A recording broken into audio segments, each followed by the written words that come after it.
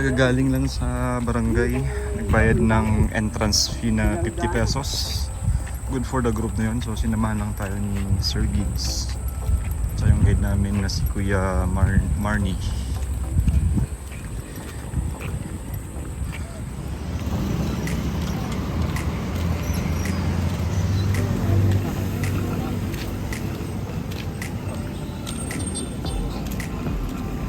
Pala ibig sabihin ng buntot palos? Ano ba yung palos sa Tagalog? Isda? Hitong malaki. Ah, yung palos hitong malaki? Okay.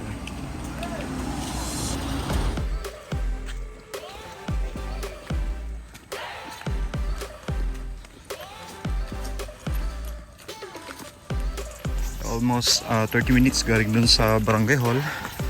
Ito, nagsimula na yung part ng trail. Hindi na sementado yung daan. This is Laguna Lake.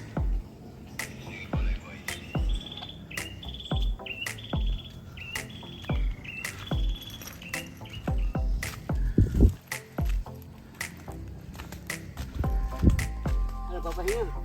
Diretso lang po yan.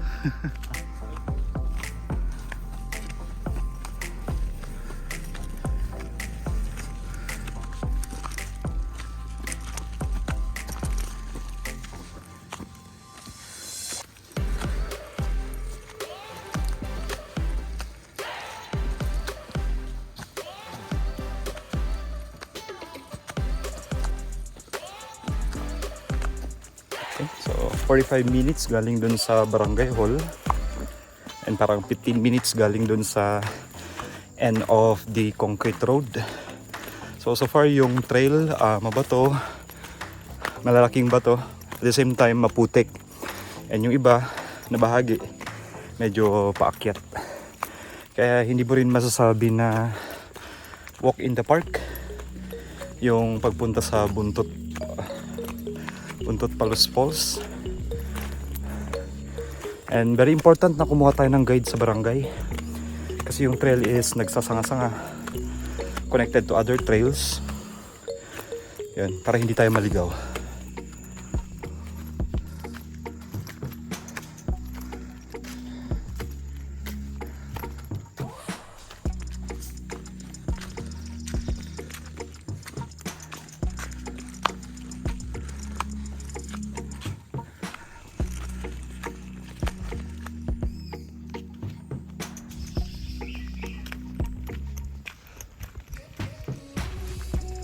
Yan, almost 1 hour from barangay hall.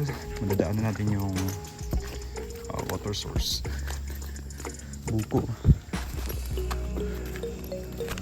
Papahinga muna, kalahati na. Kalahati na to, kuya. A few moments later.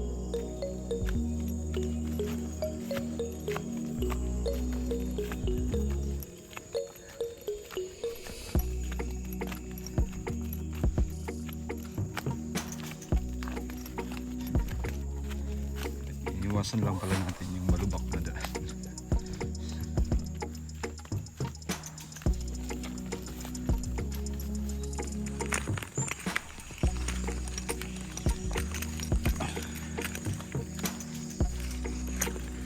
Yan, sana lang talaga wag umulan. Wag umulan to, wala na. Tindi na ng putik nito.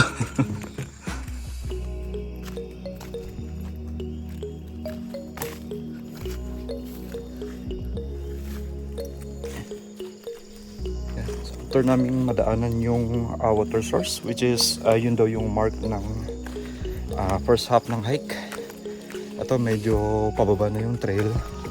At the same time medyo lumala yung condition ng trail. Mas mabato tapos mas maputik.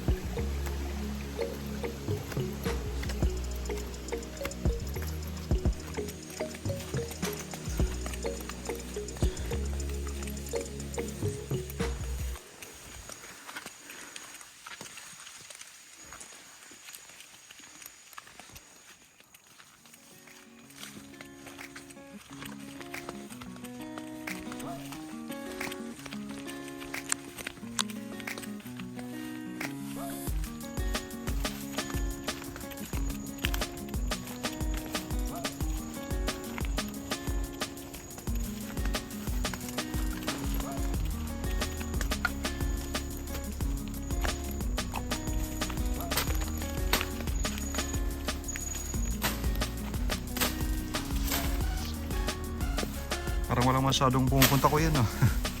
Sa Hindi ngayon, pupunta, hindi nagahawan. hindi naglilinis. Mm-hmm. Yun lang.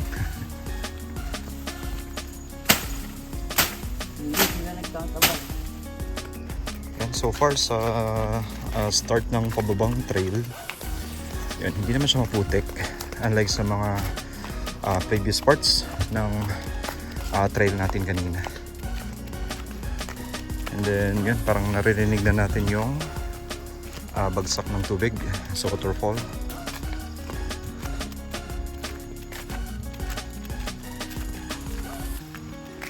So 12:15 or that is 1 hour and 15 minutes galing sa Barangay Hall. Ilan? 1 hour and 15 minutes kuya galing Barangay Hall. 1 hour. And 15 minutes. Wow. Wala naman tayong halos tigil eh. So ito yung campsite daw sabi ni Ito. Kuya Marnie. Ito. Sa taas kuya pwede rin. Oh, yan, yan. Okay. Mag-overnight yan. So dito pwedeng mag-campsite pag overnight. Kaya naman ang CR sa baba. Okay po.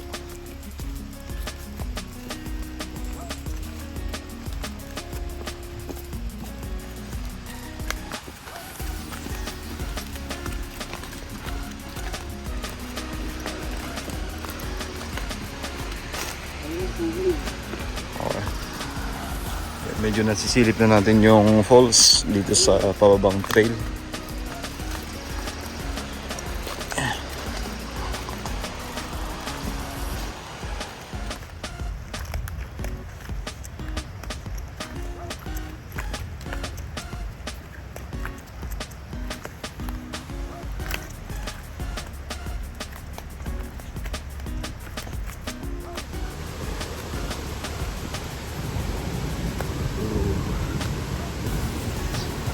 Umulan na nga. Yun.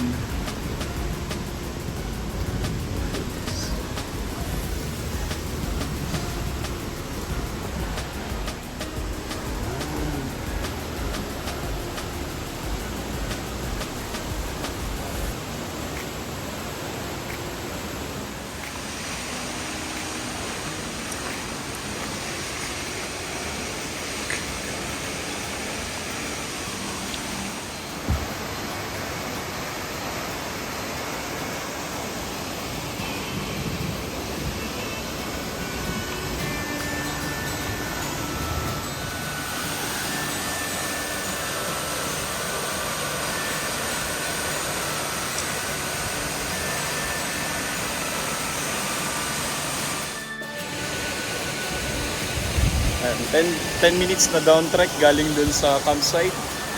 Ilang minuto? 10 minutes kuya. Galing, galing campsite. Yan, nararating na ang Buntot Palos Falls. Nataon, walang ibang bisita. Inasalubong natin maramihan dito na galing yun. Yung mga bata. Oo.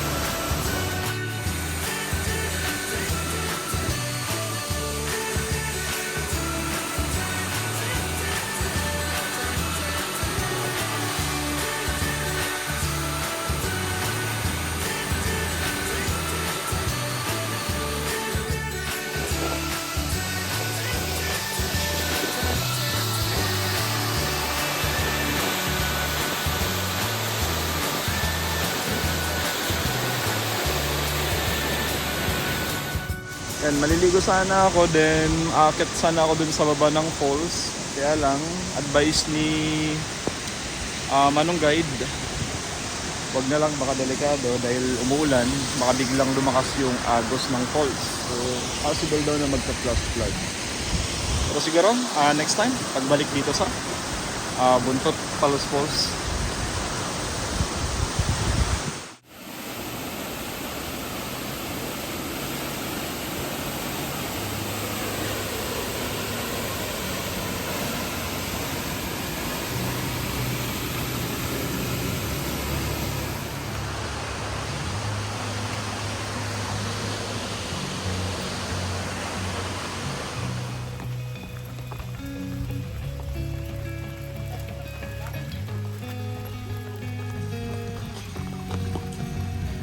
Yan, mas lalong naging maputik yung daan dahil sa biglang lakas ng ulan.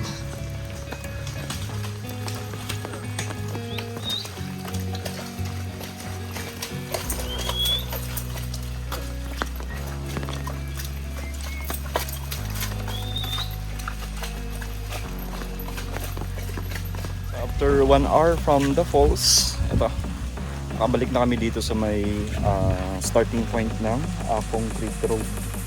So akala ko mas mabilis kami makakababa dahil yun nga, pababa na. Pero yun, ang nagpa-delay sa amin, nagpabagal, is yung maputik na trail. Pero so far, so good. We are able to witness yung ganda na Buntot Palos Falls.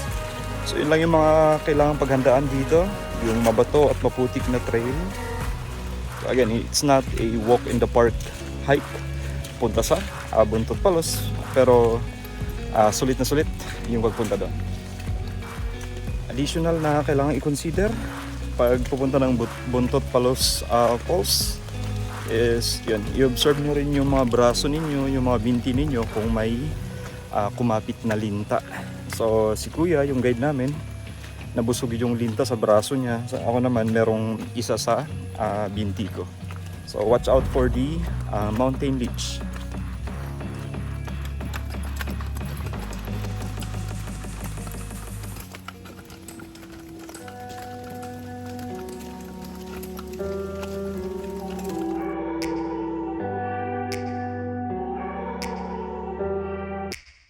Take me back to a place where I felt at home. Take me back to a day when we weren't alone. Take me back